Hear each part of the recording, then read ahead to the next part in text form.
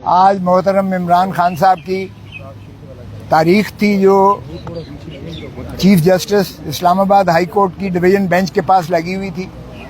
12 بجے کا ٹائم تھا. 12 بجے سے ہم 1:45 بجے تک بیٹھے رہے اور پسینے میں شرابور ہو کر بیٹھے رہے. کبھی ایسا نہیں ہوا کہ بالا عدالتوں میں وقت دیا جائے اور اس وقت کے برعکس جو ہے یہ میجسٹریٹوں میں تو ہوا کرتا تھا کہ چیمبر میں ریٹائرنگ روم میں بیٹھ کے چائے پیتے رہتے تھے یا ٹی وی دیکھتے رہتے تھے.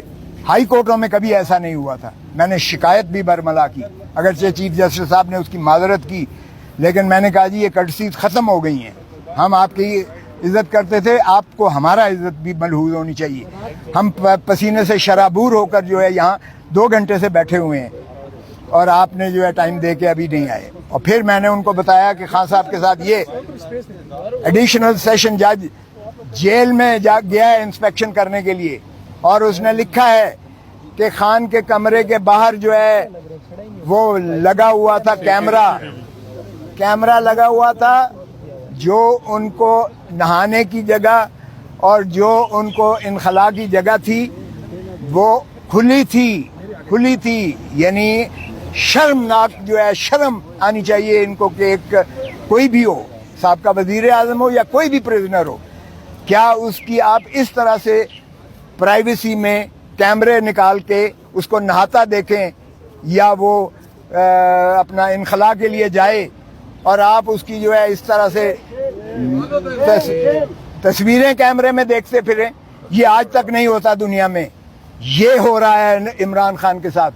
اور پھر اس نے کہا کہ ایڈیشنل سیشن جج نے رپورٹ دی ہے جو میں نے آج پیش کی ہے اس عدالت میں, عدالت عالیہ میں, اور اس نے کہا ہے کہ انہوں نے مجھے شکایت کی تنگی کی ساری. اب اندازہ کیجئے گا حکومت اس کو بیٹر کلاس دے رہی ہے. جو سزا ہے وہ سمپل امپریزنمنٹ ہے, مشقتی سزا نہیں ہے, سادہ سمپل امپریزنمنٹ ہے جو سزا دی ہے. اور اوپر تو رہا یہ کہ اس کو بیٹر کلاس دی ہے اس لیے کہ وہ سٹیٹس کے مطابق دیتے ہیں. وہ سابقہ وزیر اعظم ہے اور ایسی جگہ پہ اسے رکھا ہوا ہے اٹک جیل میں جو جانوروں لائق بھی نہیں ہے جہاں رکھا جائے. تو یہ جو ہے میں نے اس کو دی ہے, بتائی ہے اس کو.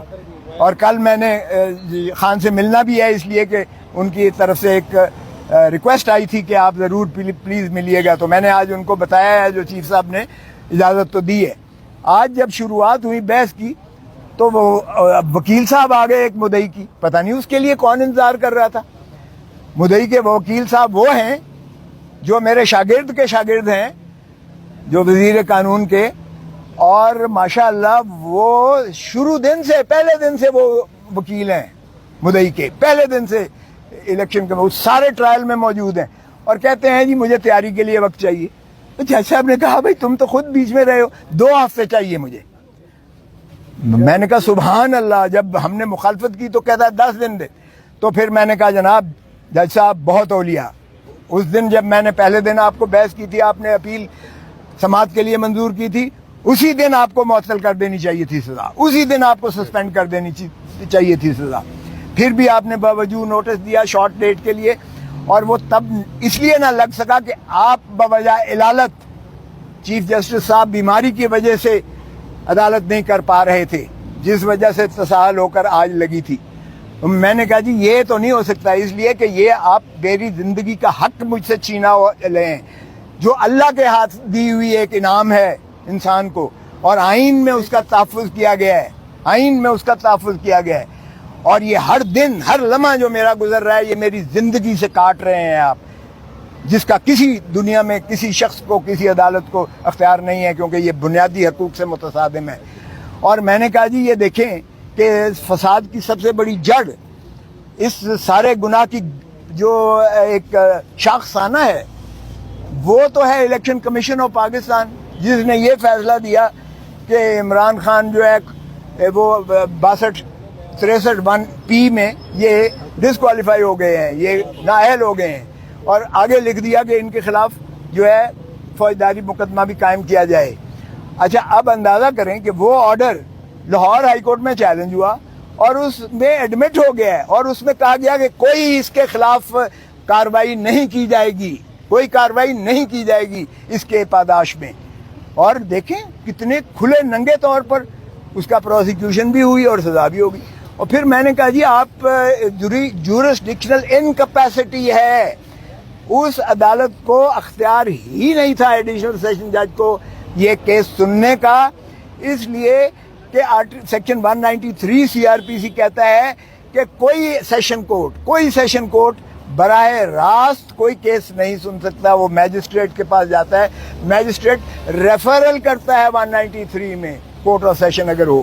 اور میں نے 2022 سپریم کورٹ منتھلی ریویو کا حوالہ دیا ایگزیکٹ اسی نقطے پر انہوں نے سیشن کے آرڈر کو سیٹ اسائڈ کر دیا ایگزیکٹ اسی پر. تو پھر میں نے کہا جی یہ تو سارا ٹرائل ہی جو ہے غیر آئینی ہے اور یہ اس کی سزا جو ہے وہ کالعدم ہے اور یہ نان ایسٹ ہے. پھر میں نے کہا جی دوسری بات یہ ہے کہ یہ کمپلینٹ جو مدعی کیا گیا ہے ڈسٹرکٹ الیکشن آفیسر وہ کر ہی نہیں تھا سکتا کمپلینٹ جو ہے یہ الیکشن ایکٹ کے تحت, کیونکہ اس میں election commission of Pakistan complaint کر سکتی ہے یا الیکشن کمیشن آف پاکستان کسی کو ڈیلیگیٹ کر سکتی ہے. یہاں سیکٹری الیکشن کمیشن نہیں ہے, سیکٹری وہ ایک ملازم ہوتا ہے, وہ کمپلینٹ جو ہے کر رہا ہے وہ کیسے کر سکتا ہے, نہ اس کو کوئی ڈیلیگیشن ہے. سیکٹری جو ہے وہ ڈسٹرکٹ الیکشن آفیسر کو دے رہا ہے اور ڈسٹرکٹ الیکشن آفیسر جو ہے کمپلینٹ کر رہا ہے. تو یہ کمپلینٹ ہی جو ہے انکمپیٹنٹ ہے, یہ ناقابل, یہ ایک ردی کا کاغذ کا ٹکڑا ہے جس پر کوئی کارروائی نہیں ہو سکتی تھی. اور پھر میں نے کہا جی اس میں بھی لکھا ہوا ہے 120 دنوں کے جو ڈیکلریشن جو فارم, یہ مجھے کوئی توشے خانے کی سزا نہیں دی گئی, یہ سزا اس چیز کی دی گئی ہے کہ آپ نے جو ڈیکلریشن دیا ہے, ہر MNA دیتا ہے, میں خود 10 سال دیتا رہا ہوں, 31 دسمبر کو دینا پڑتا ہے اور وہ 30 جون پچھلے سال کا جو آپ کے محاصل ہوتے ہیں, جو آپ کے ایسٹس اینڈ لائبلٹیز ہوتی ہیں, اس کا آپ ایک گوشوارہ دیتے ہیں الیکشن کمیشن آف پاکستان. تو وہ الیکشن کمیشن آف پاکستان کے اس ڈیکلریشن سے 120 دنوں کے اندر جو ہے کمپلینٹ ہو سکتی ہے. یہاں تو کئی سالوں کے بعد کمپلینٹ ہو رہی ہے, تو یہ زائد المیعاد بھی ہے. تو میں نے کہا جی میرٹ کو بھول جائیں, میرٹ بھی